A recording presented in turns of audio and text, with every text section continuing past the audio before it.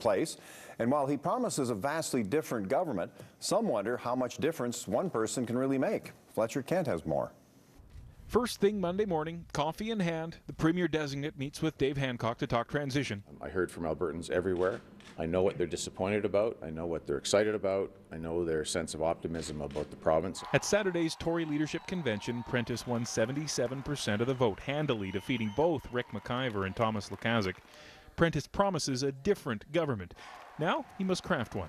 Giving full consideration to what a cabinet would look like and who might be in it, and that will include all of the alternatives. Cabinet will be smaller, roughly 20 ministers as opposed to the current 30. Prentice didn't rule out including non-elected ministers either. Former Edmonton Mayor Stephen Mandel's name has come up. He's on Prentice's transition team. But you know how highly I think of him and would love to have him on our team.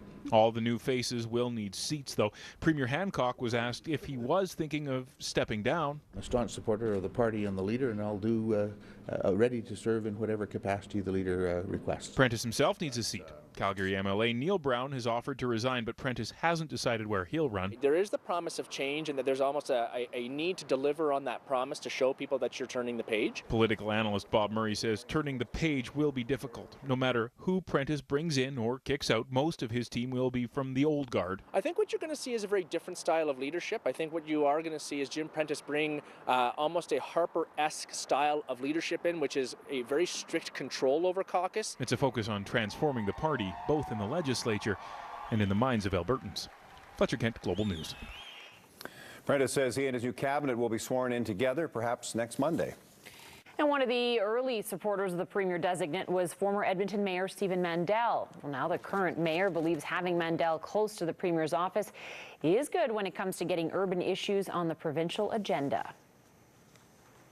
Right off the bat, we've got somebody who has seen the world through most of the same lenses that I see it today, is familiar with a lot of the charter discussions that limped along for many years now.